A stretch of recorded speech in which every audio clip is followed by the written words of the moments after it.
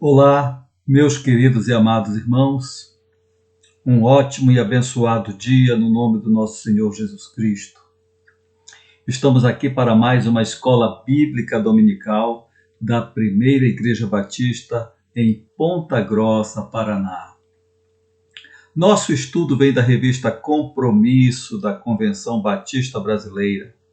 A nossa aula de hoje é a lição de número 12, que tem como tema Deus é Consolador. Nosso assunto estudado está no Evangelho de João, capítulo 14 e capítulo 16. Temos os nossos objetivos gerais. Primeiro deles, compreender que Deus é consolador. Segundo, compreender os papéis desempenhados pelo Espírito Santo. E terceiro, entender que o coração do homem é transformado pelo Espírito Santo. Temos também os nossos objetivos específicos. Primeiro deles, ser receptivo à ação do Espírito Santo. Nós devemos sermos receptíveis à ação do Espírito Santo. Devemos nos deixar moldar pelo Espírito Santo. Segundo, listar as bênçãos recebidas do Espírito Santo em sua vida. Nosso texto áureo está em João 14, 26, que diz o seguinte: Mas o Consolador, o Espírito Santo, a quem o Pai enviará em meu nome, esse vos ensinará todas as coisas e vos fará lembrar de tudo o que vos tenho dito. Nosso texto áureo mostra que o Consolador é o mesmo Espírito Santo. Aprendemos também que o Espírito Santo, o Consolador, é o Espírito da verdade. Ele mostra também qual é a sua missão: ensinar e nos lembrar.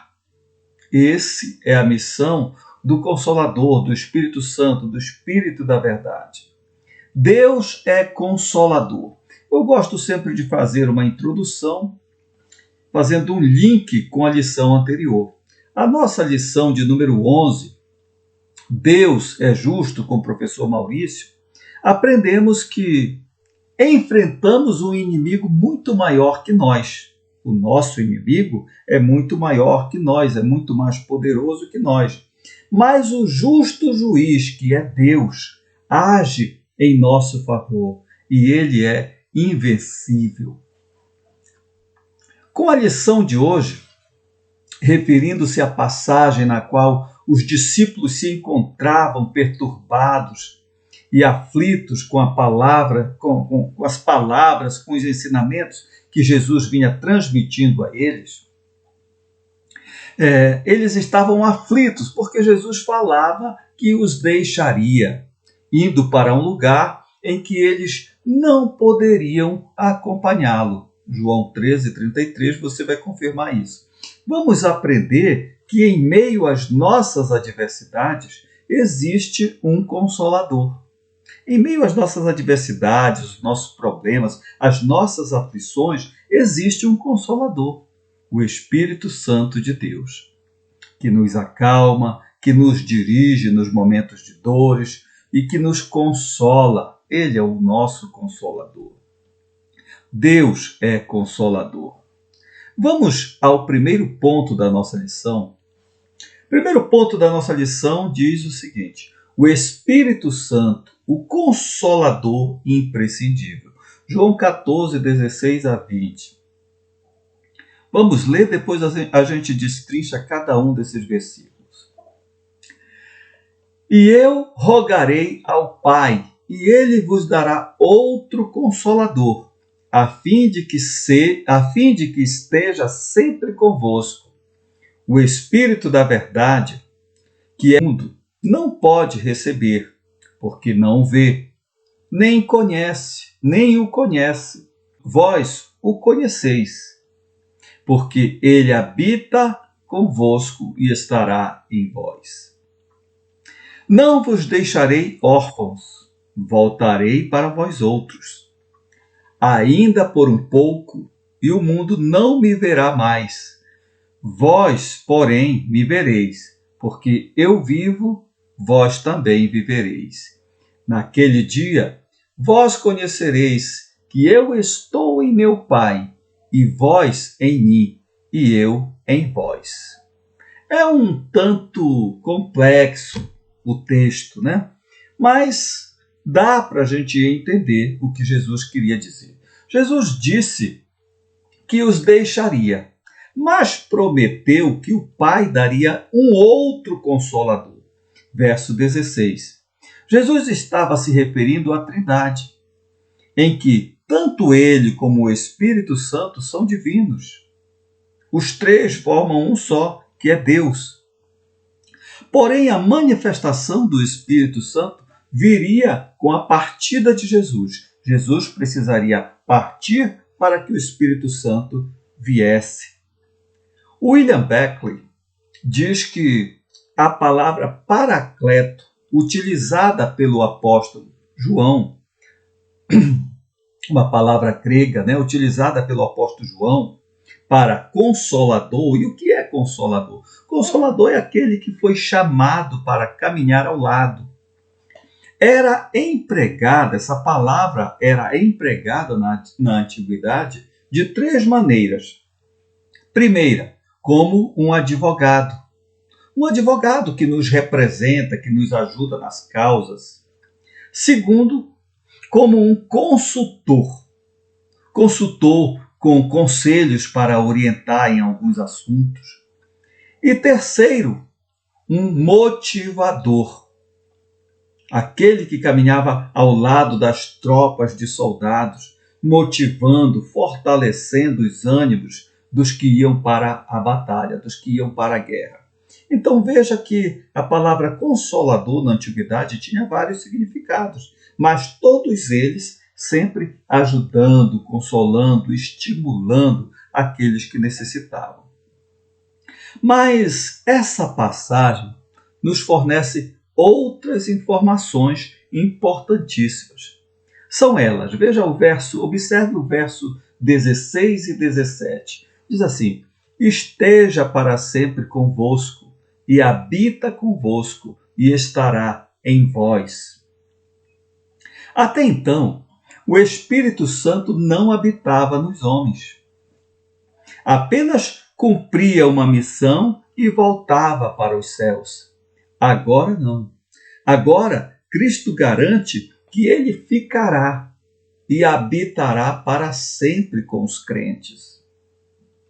O verso 17 nos fornece ainda uma informação de que o Espírito Santo, o Consolador, é o Espírito da verdade. Ele é também o Espírito da verdade. E é ele que nos guia a toda a verdade. É por tal motivo que o mundo não pode recebê-lo. Por quê? Porque é necessário, primeiramente, crer para depois sentir e desfrutar das suas ações.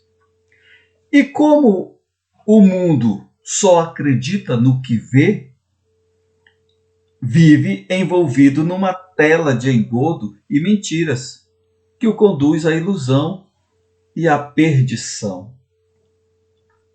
O verso 19 diz assim: porque eu vivo, vós também vivereis. A verdadeira vida é aquela que apenas Cristo pode oferecer. A morte não é mais a imponente senhora dos que pertencem a Deus. Assim como Jesus ressuscitou e vive, nós também viveremos. A ressurreição de Cristo é a garantia que eu e você iremos ressuscitar, mas para isso precisamos crer. O verso 20 trata do sincronismo do crente com Deus. Naquele dia vós conhecereis que eu estou em meu Pai, e vós em mim, e eu em vós. Nossa, que complexo, deu um nó na cabeça agora. Mas é simples. A comunhão oferecida a partir de então será em sincronia plena com Deus. A ação do Consolador proporcionará aos crentes uma conexão com Deus. O Espírito Santo é o nosso canal de ligação com Deus. Aí, Jesus deixa claro para os seus que a comunhão dos homens com Deus se completa plenamente nele, se completa em Cristo. É por meio de Cristo que nós chegamos a Deus, que nós temos acesso direto a Deus. É por meio de Cristo, por meio do Espírito Santo de Deus, que é o nosso canal de ligação com Deus. Segundo ponto da nossa lição, diz que o Consolador que nos capacita, ou seja, é o Consolador, é o Espírito Santo que nos capacita. Versos 21 a 26. Vamos ler todos eles agora e depois a gente destrincha ele nos outros slides, porém a gente já não lê mais eles, apenas para que vocês possam observar daquilo que nós estamos falando. Verso 21 diz assim: aquele que tem os meus mandamentos e os guarda, esse é o que me ama.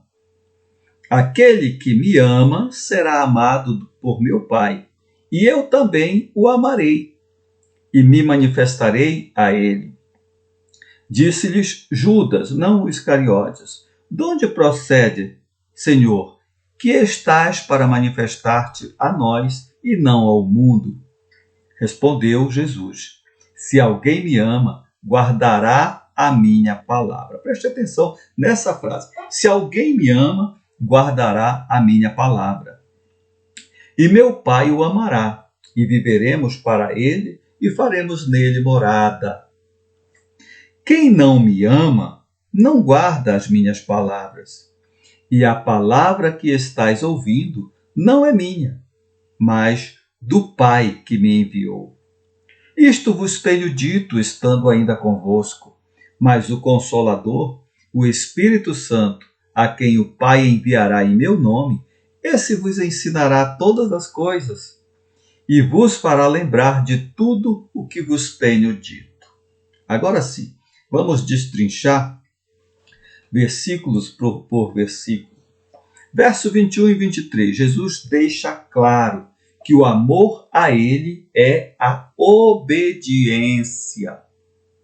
Obediência a quê? Obediência aos seus ensinamentos, obediência à palavra de Deus, e não apenas uma emoção.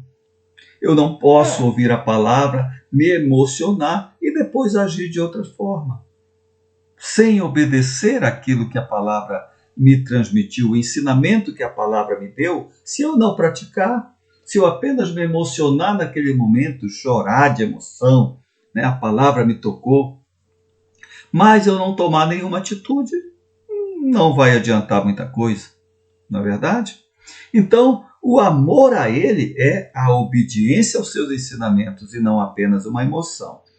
Essa obediência à palavra e principalmente a prática é a chave para uma comunhão completa com Deus. Assim, o nosso corpo torna-se templo do Espírito Santo, ou seja, morada de Deus. Verso 23. Agora, essa manifestação, ou seja, essa morada de Deus que o nosso corpo se torna, morada de Deus dos crentes, veja que é nos crentes, é naqueles que creem em Jesus, só é possível pela obediência à sua palavra.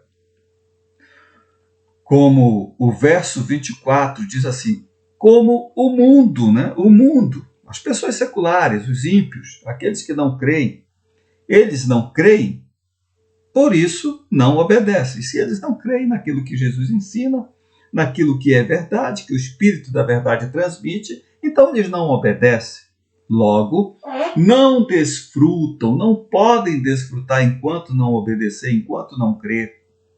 Eles não podem desfrutar da manifestação de Deus por meio de seu Consolador. Eles não desfrutam das benesses desse Consolador. Aprendemos também nos versos 25 e 26 que o Consolador, além de ser intérprete da palavra de Deus para nós, ele nos lembra. Ou seja, é preciso eu buscar o conhecimento. É preciso que eu leia a palavra de Deus. É preciso que eu vá nos cultos ouvir a palavra de Deus, que eu participe das escolas bíblicas dominicais, para que eu aprenda, porque o Espírito Santo, ele nos lembra. Ou seja, ele não nos lembra daquilo que nós não conhecemos, porque aí não é lembrança. Você não conheceu, você não buscou o conhecimento, você não teve esse conhecimento. Então você vai lembrar como? Então é preciso buscar o conhecimento para que o Espírito Santo possa nos lembrar. O terceiro ponto da nossa lição trata das ações do Consolador no crente. Quais são as ações do Espírito Santo em nós? João 14, 27 a 31.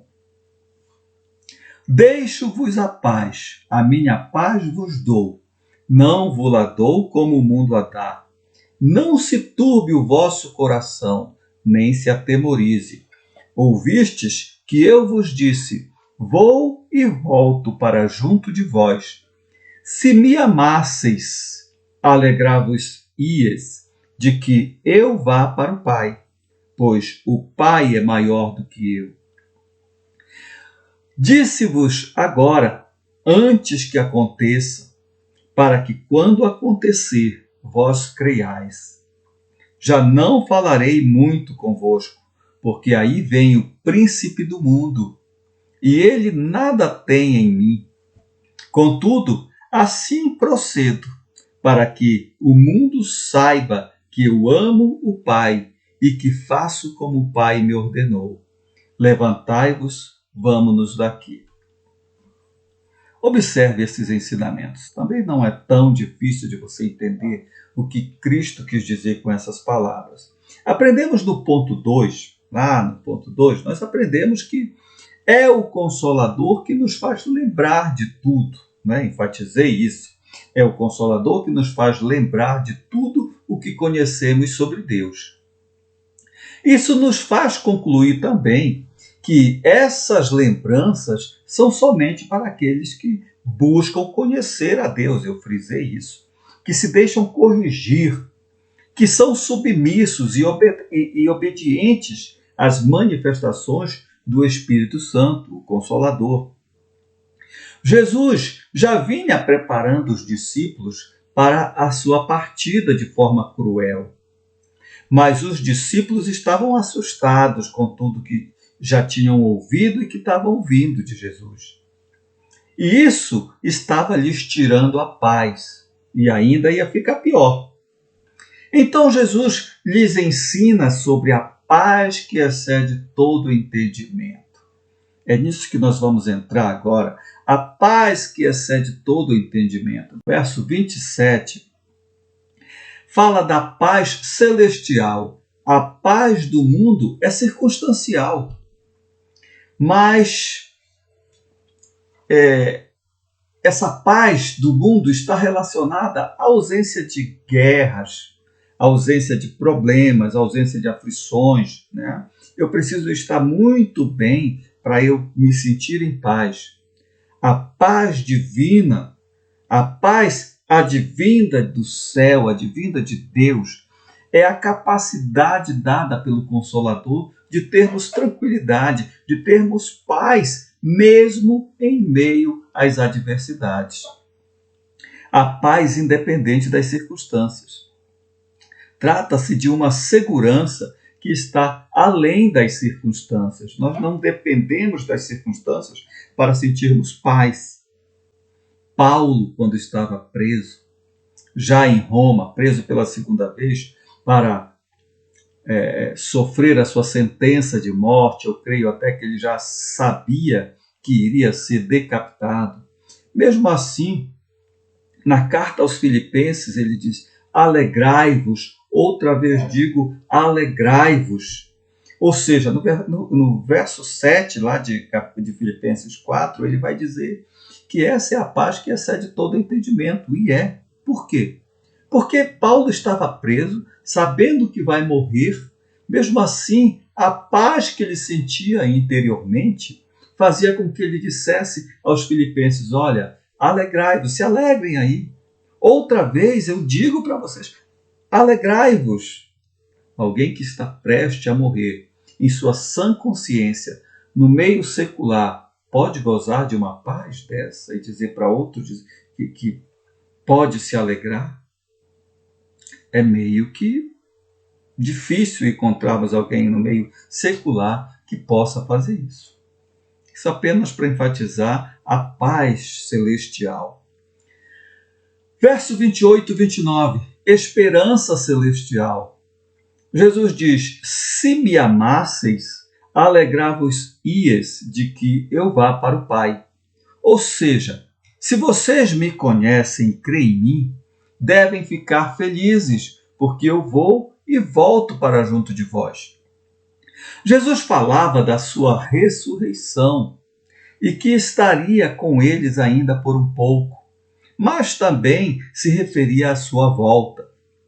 Saber que Jesus voltará e nos levará para vivermos com Ele eternamente deve ser a esperança celestial de todos os crentes, deve ser a esperança celestial de cada um de nós. Verso 30 e 31. Jesus fala da sua morte, fala que sua morte será uma prova de amor. Ele diz assim: aí vem o príncipe do mundo, e ele nada tem em mim.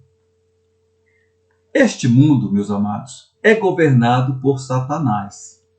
Mas ele não tem absolutamente nada em comum com Jesus. Muito menos manda em Jesus. Por isso, Jesus explica no verso 31. Contudo, diz ele, contudo, assim procedo, assim eu ajo, assim eu me entrego, né? Para que o mundo saiba que eu amo o Pai. E ele fala isso já apresentando que nesta passagem o amor significa a obediência. Lembra que eu falei que o amor significa obediência nesta passagem? O próprio Jesus falou: quem me ama, guarda as minhas palavras. É como se Jesus estivesse dizendo a seus discípulos: eu vou morrer, mas não porque Judas me traiu ou o príncipe deste mundo quer, mas por amor ao meu Pai. Ou seja, Jesus está dizendo: eu estou me entregando por ordem de meu Pai. Eu estou me entregando por amor a vocês. Quarto ponto da nossa lição: a função do Consolador no mundo. João 16, 4 a 8. Ora, estas coisas vos tenho dito para que, quando a hora chegar, vos recordeis de que eu vos disse. Não vos disse desde o princípio, porque eu estava convosco. Mas agora vou para junto daquele que me enviou. E nenhum de vocês, nenhum de vós, me pergunta para onde vais? Pelo contrário, porque vos tenho dito estas coisas, a tristeza encheu o vosso coração. Mas eu vos digo a verdade. Convém-vos que eu vá, porque se eu não for, o Consolador não virá para vós outros. Se, porém, eu for, eu vos-lo enviarei. Quando ele vier, convencerá o mundo do pecado, da justiça e do juízo. Meus irmãos, quando perseguiram Tyndale para matá-lo porque buscava dar a Bíblia em inglês às pessoas, ele disse com toda a calma: jamais esperei outra coisa. Veja que maravilha, que pensamento, que convicção de um homem, de um servo de Deus.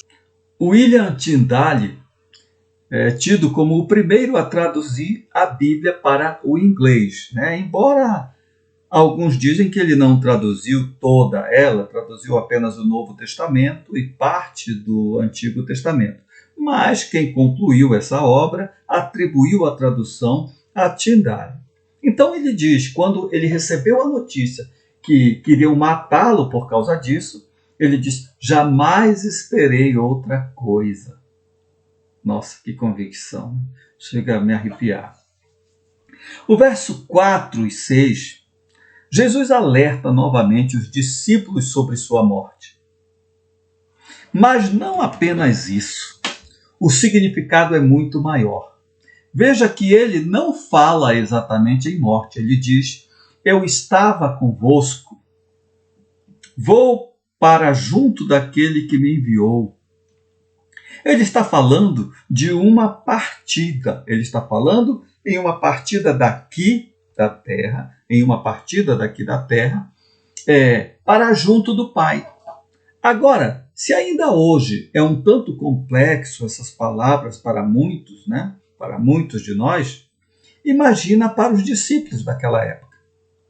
Por isso, estavam tristes com a partida de Jesus. Eles não conseguiam entender exatamente o que Jesus queria falar. O verso 7 e 8, nós vamos aprender que uma coisa estava condicionada à sua partida. Jesus disse que isso era o melhor que lhes podia ocorrer, que lhes podia acontecer. A sua partida era o melhor que eles poderiam ter naquela hora. O verso 7 diz assim: convém-vos que eu vá. Ou seja, é melhor para vocês que eu parta. Porque se ele não fosse, o Consolador não viria. Ora, Jesus, enquanto homem, estava limitado. Era limitado a certas coisas, mas o Consolador não. Ele não está limitado pelo espaço nem pelo tempo. O Consolador cumpre a sua missão agindo nas mentes e corações dos homens. É ele que convence o homem do pecado. Convencer o homem do pecado significa levá-lo ao arrependimento. É ele que convence o homem da justiça. Se o homem crer na morte e ressurreição de Jesus e aceitá-lo como Senhor e Salvador de sua vida, ele está salvo. É o Espírito Santo, é o Consolador que convence o homem do juízo. Ou seja, ainda que sejamos perseguidos neste mundo por causa da palavra, ainda que sejamos mortos, como Tyndale foi, numa fogueira, a nossa recompensa é certa. Assim como certa também está a sentença do ímpio. Meus irmãos, por mais que muitas vezes o mal pareça triunfar, seus dias estão contados. A sentença virá. É apenas uma questão de tempo. O diabo e seus anjos serão julgados e condenados em definitivo. A sentença dele já está decretada.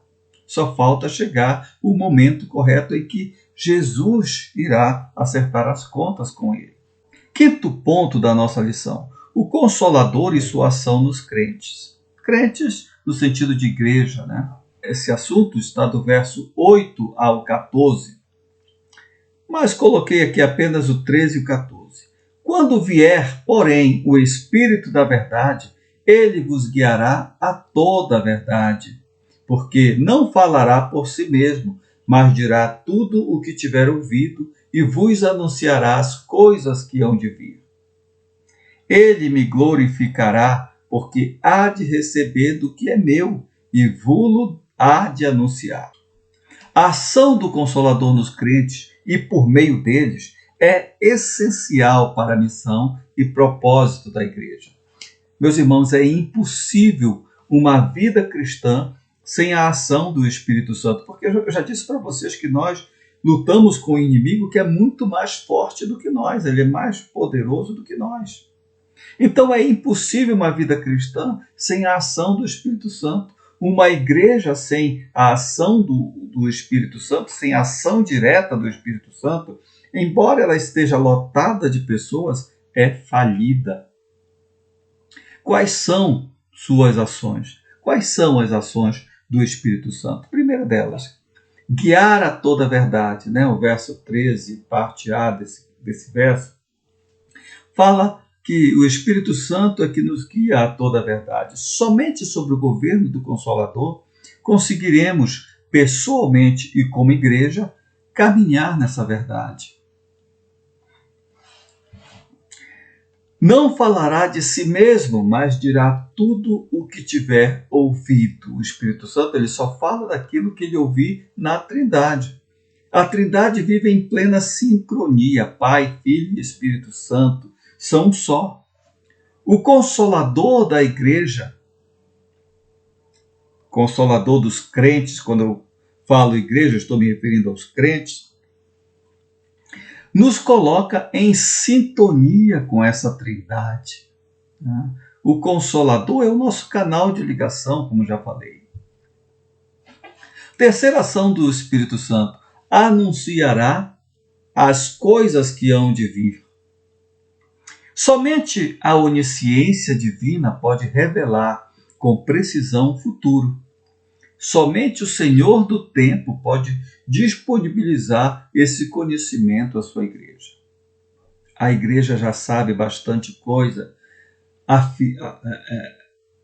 já sabe bastante coisas referente ao fim dos tempos. Ele glorificará a Jesus. O Espírito Santo glorifica a Jesus. A ação direta do Consolador é glorificar a Cristo, não a homens. A igreja que não é cristocêntrica ainda não tem o Consolador. Acredite nisto. O Espírito Santo receberá de Cristo e nos anunciará. O verso 14, parte B deste versículo. Os crentes têm um acesso direto a Deus por meio de Cristo. E da ação do Consolador, o crente tem um acesso a Cristo. O Espírito Santo é o nosso canal de ligação com Deus. Eu acho que é a terceira vez que eu falo nisso. O Espírito Santo é o nosso canal de ligação com Deus. É Ele que nos dá acesso a Deus. O sexto ponto da nossa lição fala do sofrimento e o reino de Deus. Verso 16 a 20. Um pouco e não mais me vereis.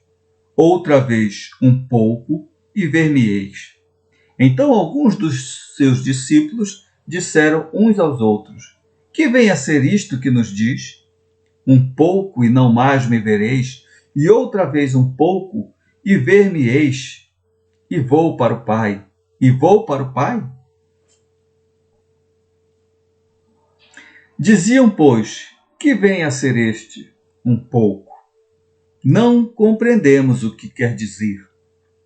Percebendo Jesus que desejavam interrogá-lo, perguntou-lhes: indagais entre vós a respeito disto que vos disse? Um pouco e não me vereis, e outra vez um pouco e ver-me-eis? Em verdade, eu vos digo, que chorareis e vos lamentareis, e o mundo se alegrará. Vós ficareis triste, mas a vossa tristeza se converterá em alegria. Vamos destrinchar agora esses versículos. No verso 16 a 19, a questão é sobre o significado das palavras de Jesus, proferidas aos seus discípulos. Um pouco e já não me vereis, mas um pouco e ver-me-eis. Jesus percebe que eles queriam interrogá-lo. E Jesus então se antecipa, mostrando que sua ausência não seria uma ausência definitiva, e começa a apresentar consolo para a tristeza deles. Esse consolo recheado de motivos para se alegrarem em meio ao sofrimento. O verso 16 diz assim: um pouco e já não me vereis, mas um pouco e ver-me-eis. Segundo Iesber, essa frase tem um significado duplo. Primeiro, que Jesus estava com eles, mas já iria morrer. Contudo, eles ainda o veriam após a sua ressurreição. Jesus iria ressuscitar e ficar ali um pouco com eles. E segundo, que eles o veriam quando o Espírito Santo viesse para habitar neles. Meus irmãos, particularmente, eu creio ainda que essa seria uma mensagem profética de Jesus sobre a sua volta no fim dos tempos. A volta de Jesus do final dos tempos. Eu quero concluir este breve estudo. Eu quero concluir, meus irmãos, me utilizando do verso 20, que acabamos de ler. No verso 20, eu vos digo que chorareis e vos lamentareis, e o mundo se alegrará. Jesus anuncia o sofrimento deles em virtude da sua morte e a alegria do mundo. O mundo ficaria feliz porque conseguiu matar aquele herege. Assim o mundo iria pensar, Satanás também pensou que venceu Jesus. Mas aqui, os discípulos representando os crentes e o mundo, os ímpios, dirigidos por Satanás, é claro, e seus anjos, né? Mas Jesus afirma que essa tristeza será convertida em alegria. Oh glória, oh glória. É por isso que hoje eu e você podemos escolher a quem servir. Só existem dois senhores. A quem servir? Quem você escolhe para servir? A Deus ou ao diabo? Qual tem sido a sua escolha? Saiba que essa escolha só depende de cada um de nós. Ela é individual. Eu e você temos que fazer a nossa escolha.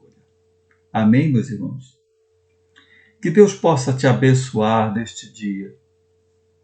Que Deus possa te iluminar, abrir a sua mente e, muito além disso, lhe ajudar a praticar esses ensinamentos do nosso Senhor e Salvador, Jesus Cristo. Amém.